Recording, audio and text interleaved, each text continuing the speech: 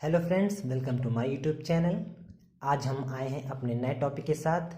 जैसा कि मैंने अपनी पिछली वीडियो में कहा था कि आप अपना कोई भी टॉपिक पूछ सकते हैं, तो उसी में से एक कमेंट आया था मोहम्मद अल्ताफ़ जी का। उन्होंने कहा था कि compression member and tension member clear कीजिए। तो आज हम क्लियर करते हैं कंप्रेशन मेंबर एंड कल हम करते हैं टेंशन मेंबर क्लियर। ओके, तो चलिए शुरू करते हैं आज का टॉपिक। तो सबसे पहले मैंने लिखा है मुख्य बिंदु। आप English medium and Hindi medium ये दोनों पढ़ सकते हैं, इसमें से कोई दिक्कत नहीं है, बहुत इजी है।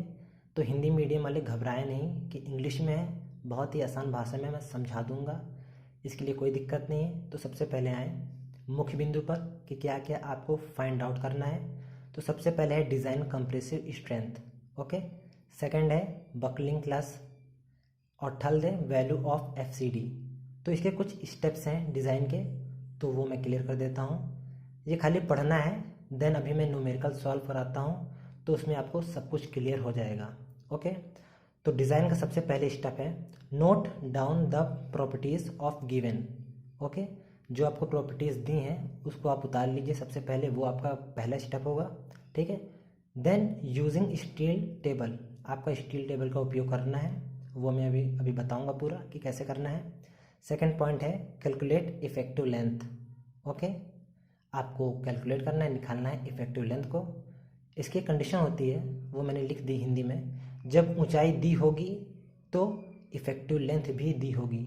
इसका मतलब आप समझ गए होंगे। ओके, कि जब आपको ऊंचाई दी होगी तभी आपको इफेक्टिव लेंथ भी दी होगी। ओके, थर्ड पॉइंट है कैलकुलेट वैल्यू ऑफ लैम्डा। ठीक है, लैम्डा का फॉर्मूला होता है lambda equal to effective length upon R minimum. ठीक है, तो अभी न्यूमेरिकल पे आएंगे तो इसको भी क्लियर करेंगे। अब आते हैं सेकेंड टॉपिक पर। तो फोर्थ पॉइंट है सेलेक्ट बकलिंग क्लास। ठीक है, ये सेलेक्ट करना है कि कौन सी बकलिंग क्लास में है, ये भी बताऊंगा मैं। अब पांचवा पॉइंट है find out the value of F C D. सबसे इंपॉर्टेंट यही होता है कि एफ सी डी की वैल्यू कैसे आप फाइंड आउट करते हैं। ओके, और लास्ट है calculate value of P D. Okay, सबसे इंपॉर्टेंट है, आपको पी डी निकालना ही पड़ेगा। ठीक है, तो आते हैं सीधा क्वेश्चन पर, न्यूमेरिकल पर। तो देख लीजिए कैसा है।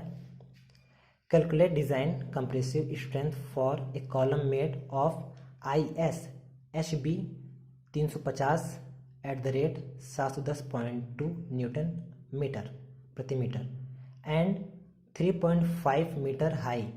ये 3.5 मीटर हाई आपका हो गया इफेक्टिव लेंथ, मानी स्मॉल एल। ओके, और ये आपका हो गया I S H B 350 at the rate, ये आपका हो गया सेक्शन।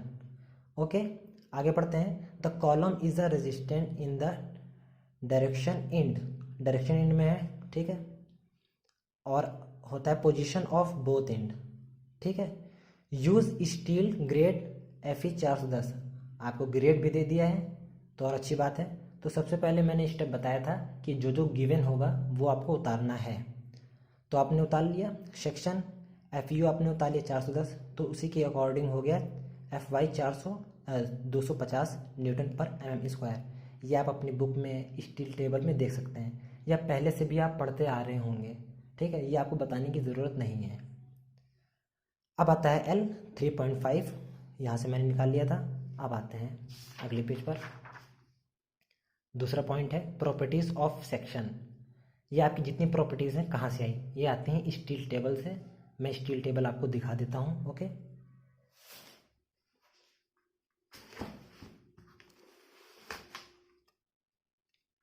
ये देखिए हमारा जो सेक्शन दिया था 350 दिया था, ये देखिए 350 पे यहाँ आपको एरिया निकाल लेना है, एच निकाल लेना है, बी निकाल लेना है। आप इसमें सब कुछ फाइंड आउट कर सकते हैं, तो इसी के अकॉर्डिंग मैंने पूरा लिया है। ओके, तो आप इससे ले सकते हैं। तो उसी से मैंने एरिया एच बी वाई और वाई जेड जेड मैंने लिया है, और आर वाई वाई। अब इनमें से आपको यहाँ दिख रहा होगा मिनिमम, जो दोनों वैल्यू हैं इनमें से मुझे मिनिमम वाली लेनी है। ठीक है, जैसे कि इसमें ये छोटी है तो मेरे को यही यूज़ करनी है। ओके, अब थर्ड पॉइंट होता है इफेक्टिव लेंथ। इफेक्टिव लेंथ मैंने अभी उसमें कहा था, तो यहाँ देख लीजिए KL। अब इसमें एक क्वेश्चन पढ़ना पड़ेगा आपको फिर से। ये आपकी एक कंडीशन है, the column is resistant in the direction in position of both end. ठीक है, जब ये कंडीशन होगी तो आपका याद कर लेना है, ठीक है, या आपको बुक से सीधा देख लेना है। तो ये आपको K की वैल्यू याद कर लेनी है एंड L की वैल्यू याद कर लेनी है, एंड अपनी बुक पे आप देख भी सकते हैं। ओके, चौथा पॉइंट है कैलकुलेट ऑफ सिलेंडरनेस रेशियो। ठीक है, RYY, ठीक है, हरदम छोटा होता है RZZ से, तो एक कंडीशन बनती है, तो बकलिंग YY के अबाउट होगी। ओके, तो हम Y मिनिमम लेंगे देन ऊपर वाला, ठीक है, 52.2 mm। अब आते हैं अगले स्टेप पर।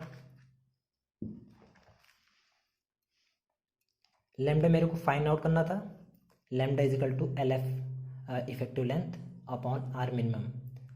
तो यहाँ पे पूरा है, ये है इफेक्टिव लेंथ 2.275 इंटू, ये मीटर में था, मैंने mm में चेंज कर दिया है, यानी कि 10 की पावर 3 से मल्टीप्लाई कर दिया है। ओके, तो इसमें से कोई दिखना नहीं है, इतना तो आपको मालूम होगा। तो मेरा RYY निकल आया, ठीक है, 43.58। अब आते हैं नेक्स्ट स्टेप पर, पांचवी स्टेप पर, सिलेक्शन ऑफ बकलिंग क्लास। ठीक है, तो ये होता है H/BF। H आपको पता है 350, उसी के अकॉर्डिंग आपको BF भी पता है 250।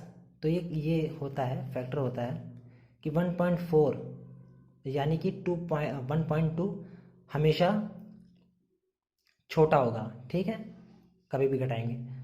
TF का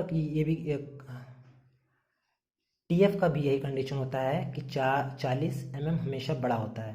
ठीक है, तो इसका कंडीशन बनता है it is a case of buckling well YY axis. Okay, यहाँ आप देख सकते हैं कि क्लास क्या होती है, आपको क्लास में पता होगा कि क्लास क्या होती है।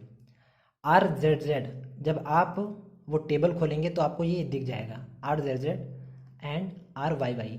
तो अगर RZZ है तो A क्लास का होगा वो बकलिंग, एंड RYY है तो B का होगा। ओके, तो अब आते हैं FCD फाइंड आउट करना है, यानी कि छठा स्टेप।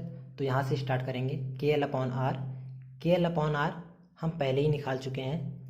ये देखिए लैम्डा YY 43.58, तो इसी के बराबर KL/R इजिकल टू 43.5, जो कि लैम्डा YY के बराबर होता है। ठीक है, FY आपको पता ही है। अब आते हैं सीधा FCD पर। ओके, तो इसका इंटरपोलेशन होगा। ठीक है, तो अब आते हैं FCD पर, इसका इंटरपोलेशन होगा, जो कि आप कर लेते हैं, बहुत आसान होता है। तो ये आप कर लीजिएगा, तो आंसर आएगा 201/70 न्यूटन पर mm स्क्वायर। ठीक है, इसके बाद सबसे ज़्यादा जो फाइंड करना है PD, आपको फाइंड आउट करना है। PD मतलब कंप्रेसिव स्ट्रेंथ। ओके, PD का फॉर्मूला होता है PD equal to AC into FC। आपके पास पूरा है, इसमें से कर सकते हैं आप, सारी वैल्यू आपके पास है, स्टील टेबल का उपयोग कीजिए। ओके, PD आपका निकल आएगा। बस इतना ही। मैंने आपको एक चीज़ अभी नहीं बताई है, वो मैं बता देता हूँ कि हमारा जो लैम्डा YY आया था 43.58, ठीक है, उसको भी फाइंड करना है टेबल के थ्रू। तो मेरा आया था 43.58, इसका मतलब ये 50 और 40 के बीच में है। ठीक है, यहाँ पर यूज़ होगा इंटरपोलेशन में, तो इसका यूज़ होगा। तो ये देख लीजिए, मैं बता देता हूँ।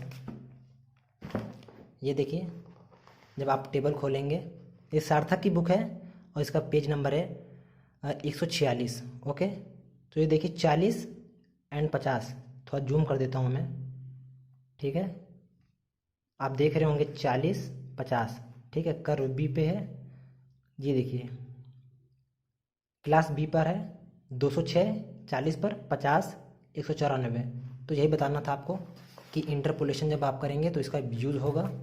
ओके, तो इतना ही था, इतना पढ़ लीजिए। अगर इसमें से भी कोई क्वेश्चन आता है तो आप कमेंट बॉक्स में पूछ सकते हैं।